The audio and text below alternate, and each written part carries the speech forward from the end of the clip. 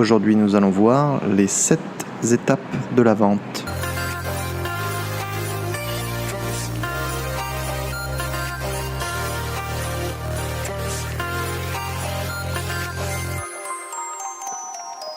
Bonjour à tous, c'est Kevin, bienvenue sur ma podcast. Pour ceux qui ne me connaissent pas, je m'appelle Kevin, ça fait 13 ans que j'habite à Hong Kong. J'ai travaillé pendant 4 ans pour une grosse société qui faisait du mobilier pour les magasins de luxe.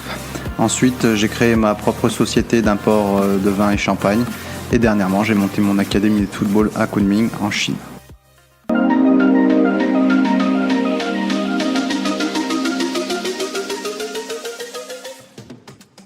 La pub Facebook ou Instagram sont souvent considérés comme des outils magiques pour vendre des produits. Par contre, on oublie souvent que c'est simplement des plateformes de communication qui vont nous servir à vendre. Et pour bien vendre, il y a 7 étapes à suivre qui sont super importantes. 1. La prospection. 2. Établir le contact avec le client. 3. Qualifier ton client. 4. Présenter ton produit. 5. Gérer les objections. 6. Conclure la vente. Et 7. Obtenir une recommandation de la part de ton client. Quand j'ai monté mon académie de football à Kunming, en Chine, à la base, on bossait pour une personne qui avait organisé des activités dans un centre commercial. Et il s'est avéré que le boss de ce centre commercial soit un Français, et on a sympathisé, et il nous a offert l'opportunité au fait de réaliser un camp d'été sur le mois d'août. Donc nous, on était bien évidemment intéressés. C'était une super opportunité pour voir si justement il y avait un potentiel de développement pour notre académie là-bas. Par contre, on avait un petit peu de crainte puisque on ne savait pas si les gens allaient s'inscrire et si on allait avoir du monde qui allait participer à ce camp d'été. Donc là-dessus, on était un petit peu, on va dire, dans le doute. Parce qu'il faut savoir qu'en Chine, le football, c'est pas très populaire, c'est pas très bien vu comme sport. De plus, l'équipe nationale chinoise a des résultats qui sont vraiment pas top, donc les parents, ils sont pas très attirés par ce sport. Et puis, dernièrement, en Chine, quand tu es joueur pro, tu gagnes pas énormément ta vie, comparé en Europe, bien que les choses tendent à changer, mais dans l'esprit des parents, c'est pas grâce au football qu'ils vont faire fortune ou une bonne carrière. Donc là-dessus, pour eux, c'est un petit peu un frein de les mettre et les inscrire au football. Donc comment on a procédé pour voir si notre camp d'été pouvait fonctionner, si on allait voir un petit peu du monde. Donc déjà, on a commencé par la phase de prospection. C'est-à-dire qu'on a déjà dans un premier temps parlé un petit peu aux gamins pour voir si ils étaient éventuellement intéressés pour suivre des entraînements un peu plus poussés et un peu plus accentués sur tournée football. Parce que là, c'était juste des petites activités sympathiques, à taper dans le ballon, etc. Mais c'était pas des vrais entraînements. Donc si les gamins, ils aimaient et que s'étaient intéressés, déjà pour nous, c'était un plus.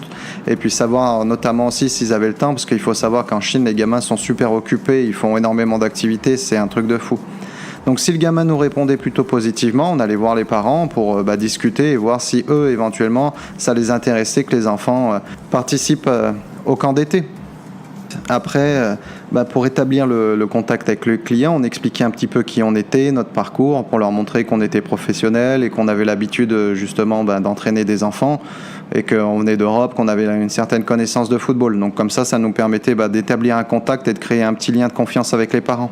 Pour qualifier le client, on voyait déjà s'il venait souvent, s'il venait quasiment tous les jours ou de façon fréquente, on se doutait qu'ils avaient un certain intérêt et que pour eux ça les intéresserait peut-être que leurs enfants continuent les activités football de façon un peu plus intensive et un peu plus sérieuse. Et puis d'un autre côté aussi, vu qu'on savait que nos tarifs étaient un petit peu plus chers et qu'on avait quand même une clientèle assez diversifiée, on voyait si les gens avaient relativement les moyens de payer ce camp d'été. Donc on voyait s'ils étaient bien sapés. En général en Chine, s'ils ont des habits de marque et autres, ça veut dire que ce sont des gens qui sont financièrement aisés. Donc nous, c'était plutôt la cible qu'on cherchait à avoir, puisque le salaire moyen en Chine est quand même très faible, on va dire. Sur Kunming, c'est autour des 400 €. Donc nous, on proposait une semaine de camp d'été, 10 jours à 120 €. Donc ça faisait quand même un revenu assez important, bien que les parents en Chine soient prêts à faire énormément de sacrifices pour les enfants. pour justement présenter notre produit, on leur a expliqué le camp d'été, ce qui allait se passer. Donc c'était 2 heures d'entraînement par jour, qu'on allait vraiment intensifier sur les footballs, sur les bases du football, contrôle passe et ce genre de choses. Qu'on leur a expliqué également qu'on allait faire un petit tournoi à la fin pour justement créer un petit côté compétition pour que les enfants soient un peu plus intéressés, un peu plus motivés. Pour réfuter les objections, la plupart des craintes qu'avaient les parents, c'était le prix. Donc là-dessus, on leur a expliqué que c'était 120 € certes sur 10 jours, que c'était quand même une somme relativement importante, mais ramené au tarif horaire, c'était quand même pas grand-chose. Et de plus, qu'on allait proposer des petits goûters et qu'on allait faire aussi des activités, un petit tournoi à la fin. Donc l'un dans l'autre, c'était pas si cher. Et puis l'autre objection qu'ils avaient, c'était du fait qu'on n'avait que 120 mètres carrés. Ils voyaient que le terrain était quand même tout petit, donc ils se demandaient comment on allait faire pour accueillir autant d'enfants. Donc là, justement, on leur expliquait qu'on sélectionnait un petit peu les enfants et qu'on n'allait pas prendre énormément de gamins pour justement garder un petit côté exclusif et puis pour pouvoir fournir des services de meilleure qualité. Donc là-dessus, ça les a rassurés et ça nous a permis de bien vendre un petit peu notre projet. Ensuite, pour conclure la vente, comment on faisait? On avait une petite assistante qu'on avait embauchée. On les envoyait simplement auprès de notre assistante pour remplir un petit formulaire pour qu'ils puissent choisir les dates du stage pour qu'on sache la période quand est-ce qu'ils voulaient venir et puis remplir les informations, nom, prénom, un petit peu ces choses de base et ensuite nous faire le paiement pour qu'on puisse qu'on puisse être sûr que les gamins viennent participer au camp d'été. Et puis après, pour avoir une recommandation de leur part, on leur demandait si éventuellement le gamin il souhaitait venir avec des copains pour participer au camp d'été. Pour nous, c'était tout bénef. Et puis pour eux, on leur disait que c'était aussi intéressant. Comme ça, ils se sentiraient un petit peu moins seuls et un peu plus rassurés quelque part. Donc voilà comment on a un petit peu procédé pour vendre notre camp d'été. Donc pour toi, ça va être exactement pareil. Quand tu vas essayer de vendre ton produit, dans un premier temps, tu vas faire par exemple ta première pub Facebook. Il faut que tu présentes un petit peu ton produit, ta société de manière générale pour voir si justement tu as des clients qui sont intéressés, soit ils vont te lâcher un petit like, ou soit tu peux récolter les adresses email pour envoyer des newsletters ou des petits mails, etc. Si tu vois que tu as des commentaires ou des likes ou que tu as pu récupérer leur adresse email, tu vas faire un petit message ou un mail pour pouvoir les contacter et puis établir le lien avec eux. Une fois que tu auras établi ce lien, tu vas voir si tu as des likes ou des commentaires. Donc là-dessus aussi, ou des réponses de la part des clients. Donc tu vas pouvoir rentrer en contact avec eux et puis leur expliquer un petit peu plus en détail qui tu es et poser quelques questions pour voir si éventuellement ils étaient intéressés par ta pub ou tes produits. Donc comme ça te permettra de savoir si justement c'est un client potentiel, un acheteur potentiel. Ensuite, qu'est-ce que tu vas faire? Tu vas faire une deuxième pub un peu plus détaillée en présentant ton produit avec toutes ses caractéristiques techniques et tous les avantages et ses atouts pour justement commencer la phase de vente. Une fois que tu auras fait cette deuxième pub et expliqué toutes ces caractéristiques, si le client il discute avec toi, il échange, etc., donc tu vas pouvoir savoir justement qu'il est intéressé. Et s'il a des objections ou des questions, tu vas pouvoir les gérer, lui répondre directement. Une fois qu'il va passer à la commande, par exemple, tu peux mettre offre spéciale pour telle période, 20% de réduction, 50% de réduction. Après, à toi de voir ce qui est intéressant et comment tu veux gérer la chose pour justement déclencher l'achat et vendre ton produit. Ensuite, qu'est-ce que tu vas faire?